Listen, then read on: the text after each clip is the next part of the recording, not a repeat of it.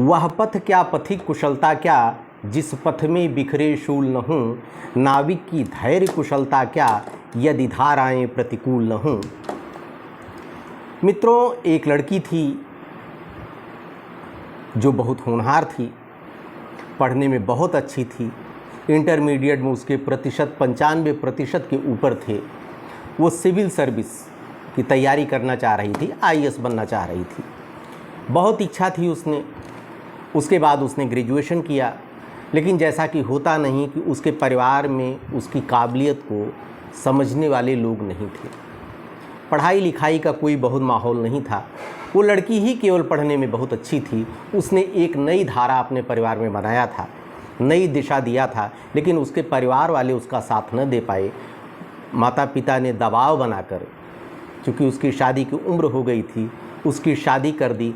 और वो माता पिता के विचारों का उसने सम्मान किया, उनके आदेशों का पालन किया।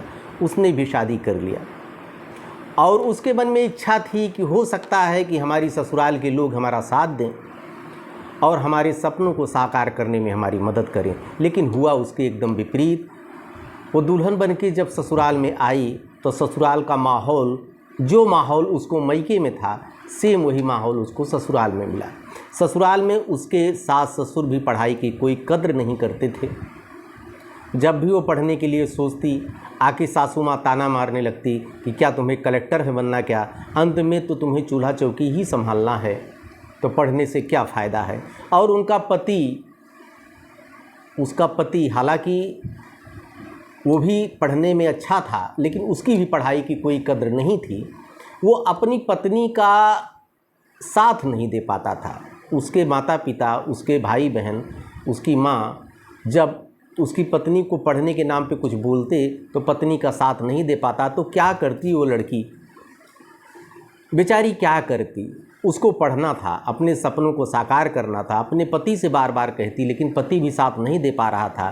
तो क्या करे, थक हार कर उसने फैसला किया और पति से कहा कि हमको पढ़ना है, कोई रास्ता निकाल दो।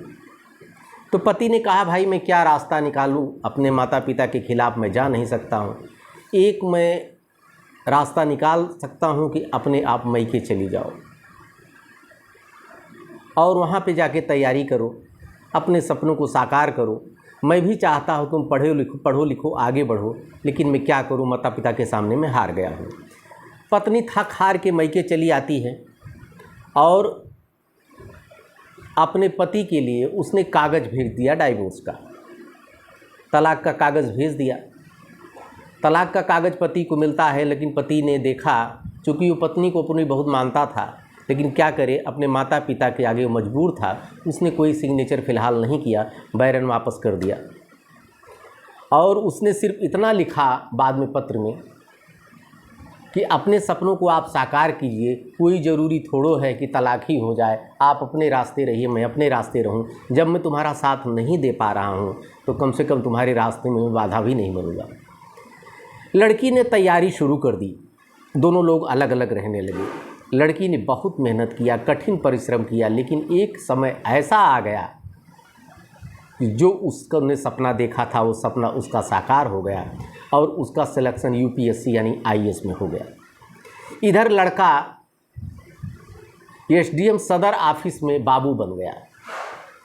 पढ़ने लिखने में वो भी अच्छा था, लेकिन किस्मत देखिए, 3 साल बीतता है, ये लड़का बाबू बन जाता है एसडीएम सदर ऑफिस में और लड़की का सीधे सिलेक्शन हो जाता है आईएएस में, वो एसडीएम बन जाती है। दोनों लोग दिल्ली में रह के पढ़ाई कर रहे थे, वहीं पर दोनों लोगों का परिवार था। लड़की वहीं पर आकर एसडीएम बनती है और उसी संजोग देखिए, उसी एसडीएम के ऑफिस में ये बाबू थे सिंपल। मैडम आके गाड़ी चार्ज लेती हैं, जितने ऑफिस के कर्मचारी थे सब अगवानी करते हैं, फूल माला से स्वागत करते हैं, कोई बुके दे रहा है, कोई ऐसे हाथ जोड़े खड़ा है, लोग अगवानी कर रहे हैं। बड़े बाबू भी ऑफिस की स्वागत कर रहे थे। लेकिन उसी में एक था कौशल भदौरिया, वो चुपचाप लाइन में खड़ा था। जैसे मैडम सबसे गुलदस्ता ले रही थी, उसके पास पहुंचती हैं, वो सर नीचा कर लेता है। तो बड़े बाबू कहते तुम भी अपना परिचय दो, जैसे मैडम को लोग परिचय दे रहे हैं। तो कौशल कहता है मैं कौशल भदौरिया, यही कह के सर उधर कर लेता है। मैडम अपने केबिन में आती हैं, बड़े बाबू आते हैं, बड़े बाबू से कहती हैं कि सबका काम तो आप लोगों को पता ही है, अपना अपना सब लोग काम कीजिए, कल से काम में कोई शिथिलता नहीं होनी चाहिए, अपनी अपनी ड्यूटी आप लोग संभालिए। दूसरे दिन सब लोग अपना ड्यूटी संभाल लेते हैं, लेकिन कौशल भदौरिया जो बाबू था वो 4-5 दिन का गैप कर जाता है, वो नहीं आता है। वो नहीं आता है तो मैडम पूछती हैं क्या हुआ।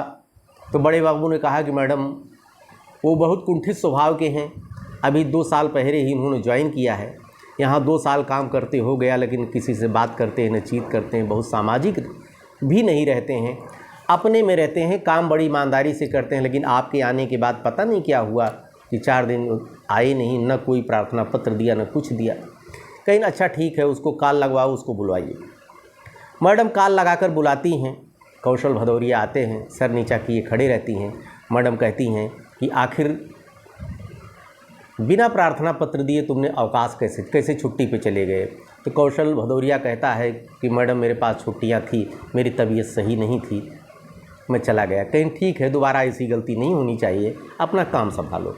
कौशल भदौरिया काम पे चले आते हैं, लेकिन सारे जितने कर्मचारी थे कोई ले जा मैडम के सामने फाइल लेकर जाते हैं, अपना सिग्नेचर कराते हैं, जो भी काम होता मैडम करती हैं, लेकिन कौशल जी करते क्या हैं कि अपना जो भी फाइल रहती है वहीं ऑफिस के किसी और बाबू को या कर्मचारी को दे देते हैं, कहते हैं कि मैडम से जाके सिग्नेचर करा लीजिए, और बड़ी ईमानदारी से अपना काम करती हैं।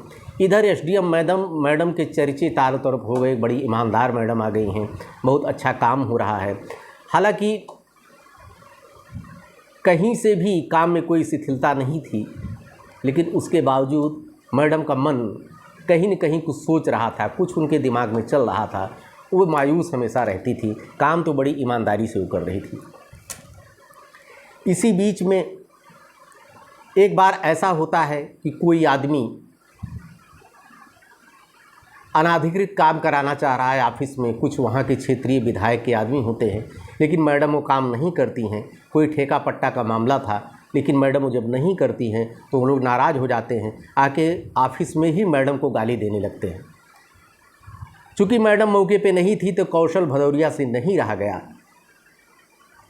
और वो उनसे भिड़ जाता है। दोनों लोग तरफ हाथापाई शुरू हो जाती है, इसको चोट लग जाती है कौशल भदौरिया को भी।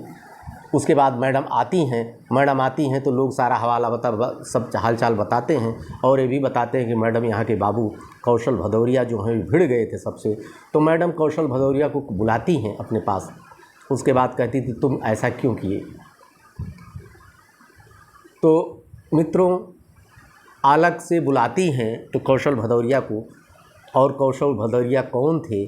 कौशल भदौरिया वही पूर्व पति थे मैडम के, जिनको छोड़कर वो मैके चली गई थी, उन्होंने तैयारी शुरू किया था। लेकिन इस राज को बड़ी जिम्मेदारी के साथ मैडम ने भी छिपाए रखा, और कौशल ने भी कहा कि मैडम ऐसा है कि मैं आपको पति हूँ, सब लोग जानते हैं, 2 साल से मैंने किसी से कोई चर्चा, ऑफिस में कोई नहीं जानता है कि मेरी पत्नी को मैं छोड़ चुका हूँ, और ये चर्चा न कीजिएगा कहीं। वो क्या करें, आप मेरी पत्नी हैं, हमको पता है, आपको पता है मैं आपका पति हूँ, हमसे रहा नहीं गया। मैं किसी भी तरह से, जब मेरा खून खौल गया, जब आपको लोग गाली देने लगे, इसलिए हमारे ये हमसे जो है ये गलती हो गई है। कहीं ठीक है, मैडम ने कहा कि अपना काम करो, लेकिन मैडम को पता था कौशल उनके पति है, दोनों एक दूसरे से चाहते थे, लेकिन ये राज को उन्होंने छिपा के रखा था। उसके बाद दूसरे दिन मैडम आती हैं तो कौशल भदौरिया नहीं आते हैं, बड़े बाबू को बुला के पूछती हैं, कहती आखिर क्या हुआ, कौशल क्यों नहीं आया। कहीं मैडम उनको रात में उनके ऊपर अटैक हुआ है, वो हॉस्पिटलाइज हैं। मैडम कहती हैं अरे क्या हो गया, कहीं कुछ कल जो बवाल हो गया था वो लोग रास्ते में मिले और कौशल के ऊपर उन्होंने अटैक कर दिया। मैडम कहती हैं ठीक है, ड्राइवर और गाड़ी लेकर आइए। ड्राइवर और गाड़ी लेकर आती हैं, मैडम सीधे उसी हॉस्पिटल में जो बड़े बाबू ने बताया था सीधे वहाँ पे पहुँचती हैं। ये कहते हैं कि बड़े बाबू मैडम अभी कल मंत्री जी का दौरा होने वाले हैं, बहुत से काम बाकी है, कहीं काम जाए भाड़ में, पहले जो चीज़ हमको ज़रूरत है पहले मैं अपना काम करूँगा, जो हमारी जिम्मेदारी है उसका निर्वहन मैं करूँगी। बाकी काम आप देखिए, ड्राइवर लेती हैं, अर्दली लेती हैं, पूरी सिक्योरिटी लेती हैं, उस हॉस्पिटल में चली जाती हैं जहाँ पर कौशल भदौरिया एडमिट थे। वो जाती हैं, देखती हैं, कमरे में जैसे प्रवेश करती हैं देखती हैं कि टेबल पर दवाइयाँ रखी हैं और कौशल भदौरिया के पूरे शरीर में पट्टी बनी थी, सर फट गया था और वो दवा नहीं ले पा रहे थे। वो अर्दली से और अपने चपरासी कहते हैं, इसे कहते हैं तुम लोग बाहर जाइए। वो लोग बाहर जाते हैं, वो दवा उठाती हैं और कौशल से कहती हैं ये लो दवा खा लो। कौशल उठ नहीं पाता, कौशल का हाथ पकड़ती हैं, कहीं ये क्या हाल तुमने बना रखा। तो कौशल ने कहा कि तुम्हारे कुछ बोले हमसे रहा नहीं जाता है, कहीं जब तुम हमें इतना प्यार करते ही थे तो पहले तुमने क्यों नहीं साथ दिया। कौशल ने कहा मैं क्या करता, माता पिता की इच्छा का अवहेलना मैं नहीं कर सकता था, मैं भी अपने माता पिता की बात पितृभक्त था, लेकिन मैंने तुम्हें पूरा मौका तो दिया, हमने त्याग तो किया, दिल में मेरे हमेशा तुम रही, लेकिन कभी सुर होने नहीं दिया। आज भी ऑफिस में इस बात को कोई नहीं जानता है, सिर्फ मैं जानता हूँ, मैं तुम्हारा पति हूँ, लेकिन किसी तरफ से हमसे उस दिन गलती हो गई, हमें माफ़ कर दीजिए। मैंने तुम्हें बहुत तकलीफ़ दिया है, ससुराल में भी कोई साथ नहीं दे पाया और यहाँ भी तुम्हें अकेलापन का जीवन जीना पड़ रहा है। मैडम कहती हैं कि ये बताइए कि तुम्हारी शादी हुई नहीं, अभी बीवी कहाँ गई। तो कौशल भदौरिया चुप रह जाते हैं। कौशल फिर कहते हैं कि मैडम मैंने शादी अभी नहीं की। कहीं अरे तुमने अभी शादी नहीं किया। उसके बाद कौशल कहते हैं आपने मैडम, कहीं मैंने भी अभी शादी नहीं किया। मैडम कहती हैं आखिर शादी आपने क्यों नहीं किया। कहीं कहीं मेरे दिल में आप बसती थी, सब कुछ तुम ही थी मेरी। हमें अपराध बोध हुआ, जब तुम्हारा साथ छूटा तो मैंने तय कर लिया कि अब मेरे जीवन में कोई और नहीं आ सकता है, मैंने शादी नहीं किया। मैडम भावुक हो जाती हैं, कौशल का हाथ पकड़ती हैं, उसके बाद देखती हैं अगल बगल कोई नहीं है, सीने से लग जाती हैं, रोने लगती हैं। दोनों लोग लिपट के रोने लगते हैं, आंसुओं में फिर वो भावनाएं उमड़ पड़ती हैं। दोनों लोग एक हो जाते हैं और कहते हैं कि कौशल एक काम करो, अब तुम अवकाश ले लो और घर पे रहो, जो भी तुम्हारा मेडिकल बचा है तुम घर पे रहिए, अब ऑफिस में ना ज्वाइन करो, जब तक मैं यहाँ पे एसडीएम हूँ और जब मैं ट्रांसफ़र हो जाऊँगा तो हम दोनों साथ हो जाएंगे। इसे दोनों लोग मिल जाते हैं, आपस में चिपक जाते हैं, आंसुओं की धारा बह उठती है। मित्रों ये कैसी लगी कहानी। उसके बाद कौशल अपना मेडिकल लीव लेके अपने घर पे चले जाते हैं, लेकिन दोनों लोगों का मिलन हो जाता है। ये कहानी कैसी लगी और दोनों लोगों ने जो निर्णय लिया कौशल ने और जो निर्णय लिया मैडम ने, आप दोनों के आप विश्लेषण आप लोग कीजिए, हमें आशीर्वाद दीजिए, हमारे चैनल को शेयर कीजिए, सब्सक्राइब कीजिए, जिससे कि नई नई कहानियाँ आपके बीच में लेकर आता रहूँ। धन्यवाद आपको।